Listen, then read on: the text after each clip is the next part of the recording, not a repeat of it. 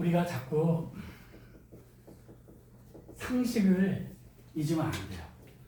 보통 병원에 사는 얘기들이 우리의 상식으로 지금 받아들여져 있단 말이에요. 그러다 보니까 역류성 식도염은 못 고치는 거야. 역류성 후두염은 못 고치는 거야. 이렇게 많이 표현한단 말이에요. 제가 한 3년 됐는데 식도 무기력증이 있어요. 식도 무기력증. 식도 무기력증. 식도 무기력증은 음식을 못 삼키는 거예요. 왜? 식도근이 안 움직여요, 혼자. 그래서 어떤 수술을 했냐면 식도를 이렇게 절개해서 벌려놓는 수술한 분이 있어요. 내가 2층에서 만났는데. 근데 물을 먹으면 안 된대요. 안 하면 돼요. 근데 이분이 그런 표현을 하더라고요. 내가 죽음보다 더한 고통을 겪어본 것 같다고. 물을 못 먹어서가 아니라 너무 아파. 이게 아픈데 속에서 아프니까 견디지 못하더래요. 예, 식도가 좁아져서 음식을 못 넘긴다고 그랬대요. 참 희한하죠. 이런 분도 오셨어요. 연수염. 우리 후두에 연수 있다고 했잖아요. 이 연수에 염증이 생긴 거예요. 근데 물을 못 마십니다. 사모님 기억나시죠? 저기 경남 산청에서 오신 휠체어 타고 오셨다. 물을 못 마시고 음식을 못 움직여요. 식도가. 목구멍 자체가. 그래서 튜브를 꽂았어요. 근데 그분을 이렇게 관리했더니 2년 만에 처음으로 배고픔을 느꼈대요. 2년 만에 처음 배고픔을 느꼈대요, 자기가. 근데 연수의 기능이 뭐라고 그랬죠? 호흡, 심장, 박동, 혈액순환, 위와 장의 연동 운동. 이 연자가 꿈틀거린다는 거죠. 연동 운동이 안 되면 장도, 위도, 식도도 일을 못 하는 거예요. 근데 그게 어디서 된다? 연수에서. 그러니까 두개골을 반드시 해야 된다. 두개골. 두개골의 연수, 특히나 두개골의 후두 부분을 올려서 열수의 기능을 회복하는 거죠. 이것이 첫 번째가 될 수 있고, 두 번째 담적이라는 거죠. 담적. 이 담적을 한국분이 발견했어요. 그래서 담적학회가 한국에 있어요. 이 병에 대한 것도 한국인이 발견했고 관리도 한국인이에요. 이게 어느 병원이게요? 강남에 있는 병원이에요. 그래서 정금영 전사님이 여기 가서 진단을 받았어요. 담적이다. 한 달에 500만 원 들어가는데요. 약값이라. 근데 4달 한다고 했대요. 4달. 근데 보장할 수는 없다고 그랬대요. 근데 5번 했어요. 5번. 5번 하고 갔더니 책임져. 왜요? 나 살이 쪘어. 이제 윗맛이 너무 좋아. 그래서 담적이 회복이 됐대요. 네. 자, 그러면 역류성 식도염. 우리가 병원의 상식보다 지금 그냥 일반적인 상식을 자꾸 좀 이렇게 돌아가자는 거예요. 말 그대로 역류한다는 거죠. 어디로? 식도로. 그래서 뭘 일으켰다? 염증을 일으킨 거예요. 남자 화장실, 여자 화장실은 잘 모르겠는데 남자 화장실은 소변기 있잖아요. 이거 청소 안 하면 어떻게 되게요? 냄새 나다가 안 가봤죠? 누렇게 돼요. 누렇게. 누렇게 되면 어떻게 하죠? 염산 갖다 뿌려. 염산으로 뿌려. 염산. 염산으로 부어서, 물론 희석한 염산이지만 부으면 뿌옇게 연기가 나면서 그걸 녹여요. 근데 우리 몸에서 나오는 위산, 위는 200에서 250g 밖에 되지 않아요. 근데 신축성이에요. 근육이에요. 음식을 많이 먹으면 위가 팽창하면서 위벽이 얇아지겠죠. 위벽이 얇은 데서 실핏줄이 터지면 위염이 되는 거고, 이 실핏줄 터지면 더 커져서 나중에 깊게 파이거나 구멍이 나기 직전 이걸 위궤양인 거고, 위궤양이 오래돼서 이상세포가 발생되는 걸 위암이 되는 거죠. 근데 이 위의 기능은 음식이 들어오면 약 7,500만 개의 위샘에서 위산을 분비해요. 근데 이 산이 염산보다 시드는 염산보다 더 강해요. 음식을 녹여야 되니까. 그리고 이자 담즙이 나와서 시작하기 좋게 주물럭 무슨 운동? 꿈틀거리는 연동 운동을 하는 거죠. 그리고 위장관이 소장으로 이어집니다. 소장. 위가 음식이 다 찼으면 얘가 문이 딱 열리면서 음식물이 내려가게 해줘야 돼요. 근데 이 기능이 고장나거나 위에 연동운동, 꿈틀거림이 고장나면 아까 원장님이 얘기했던 것처럼 음식을 먹으면 배가 상부에 있는 윗배가 튀어나오기 시작해요. 위가 팽창된 상태로 있는 거죠. 위가 움직여줘야 되는데 안 움직이니까 팽창된 상태로만 있는 거예요. 그게 복부 팽만감인 거예요. 여기에 물이 차는 거예요. 그래서 움직일 때 꿀렁거리는 느낌이 나요. 그래서 위의 형태가 위, 하, 수체. 아래, 위, 아래 물이 고여있는 형상이 돼서 위하수체라고 하는 거죠. 그럼 식도 위에는 후두가 있겠잖아요. 후두, 목구멍 뒤쪽 후두잖아요. 이 식도에 여기는 위산이 하면서 식도에 올라와서 이 한이 얼마나 강하냐면 위세포는 2시간 반마다 죽고 재생을 계속 반복해요. 위벽의 껍질이 벗겨지면서 새로운 게 자꾸 나오는 거죠. 왜? 위산이 너무 강하니까.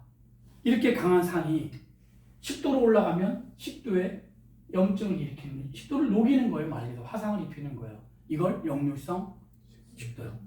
후두까지 올라가면 역류성 후두 간단하죠. 위의 움직임이 있다는 거죠. 위의 움직임. 담적을 어떻게 발견했냐면 이분이 통합의학을 한 분이에요. 양의와 한의를 합쳤어요. 그래서 이분이 위에 대한 건 내시경만 해서 위를 다 봤던 분이에요. 근데 한 번은 여기도 이제 그런 분이 오셨었는데 내시경 하면 아무 문제가 없다는 거죠. 그래서 자기는 음식을 못 삼켜. 트림이 보통 많이 나오는 게 아니에요. 근데 한 번은 약 30kg 정도 되는 여성분이 환자로 왔다는 거죠. 30kg니까 성인 여성이 30kg면 뭐하고 뭐밖에 없겠어요? 가죽밖에 없는 거죠. 그러다 보니까 간과 위가 촉진이 잘 됐던 거예요. 왜? 체지방층이 아예 없으니까. 근육층이 아예 없어도 배는요 아주 아까 그 분당 제일병원 그 산부인과 의사 얘기했지만 제가 물어봤어요. 그럼 제왕절개 할 때 몇 cm를 파고 들어가냐? 복직근도 절개하니 복직근 절개를 할 필요가 없대요. 입이 벌어져 있어서. 배가 나오는 만큼 벌어져 있어서. 위를 직접 만지려면 위를 둘러싸고 있는 내복사근과 외복사근과 복직근 전체를 다 절개해야 돼요. 그래야지 위를 볼 수가 있어요. 이 배가 코어라는 게 뒤에만 얘기하는 게 아니라 복직근, 복사근, 외복사근이 다 있어요. 근데 뼈하고 가죽밖에 없으니까 진짜 위를 만져볼 수가 있었다는 거예요, 이분이. 그리고 위를 촉진했는데 나무떼기 같이 딱딱하더래요. 야, 이건 정말 그러면 위 내부의 문제만 있는 게 아니라 위 외부에 근육의 문제가 같이 있을 수 있겠구나라고 이분이 본 거죠. 그리고 이분이 계속 이걸 임상을 정리해서 담적이라는 병을 이분이 올린 거예요. 그리고 한국의 최초로 담적 학회가 이분에게 생겼고 전 세계에서 화병도 한국인이 발견했지만 담적이라는 병도 한국분이 통합의학을 했던 한의를 했던 분이 양반과 같이 했는데 이걸 발견하게 된 담적. 자, 생각해 보세요.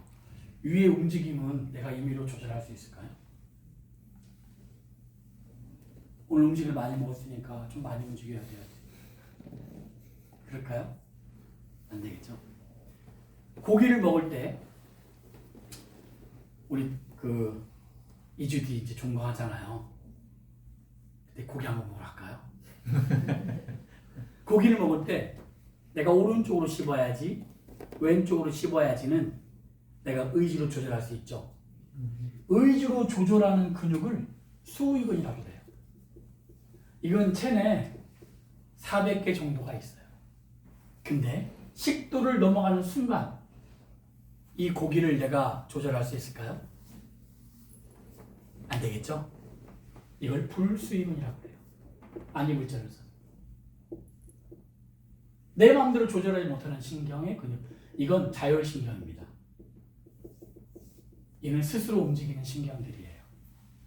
얘는 내가 임의로 조절하는 중추신경이에요. 그러니까 위는 어디에 속한다? 자율신경이에요. 소장은? 그럼 대장? 맞아요. 항문의 괄약근을 내가 조절할 수는 있죠. 하지만 소장의 끝에서 대장으로 이어지는 변을 만드는 곳이 대장의 상행이라는 곳이에요. 상행. 여기는 횡행, 하행.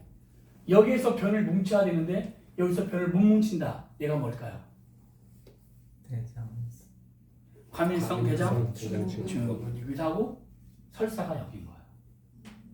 그럼 이렇게 상행에서 횡행으로 가면서 하행으로 갈 때는 하행의 근육이 움직여줘야지 변을 밖으로 배출할 수 있는데 하행의 움직임의 근육을 잘 움직이지 못한다. 그럼 뭘까요? 변비인 거예요.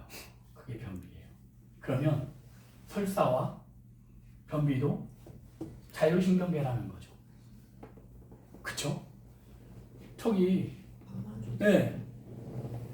크론시병 바카스만한 이 좌약을 2개를 넣어야지 피가 안 나왔대. 10번 이상 변을 먹고 근데 변이 아니라 이렇게 퍽 퍼지는 거 비린. 근데 그게 지금 70, 80%가 좋아졌다는 거.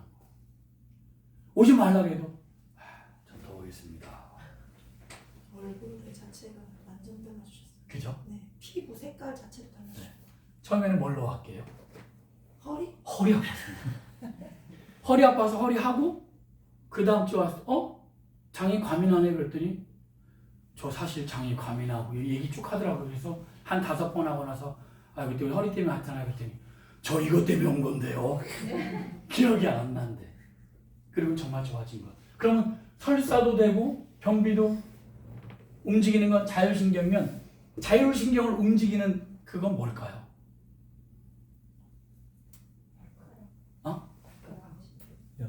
자율신경 발가락이죠.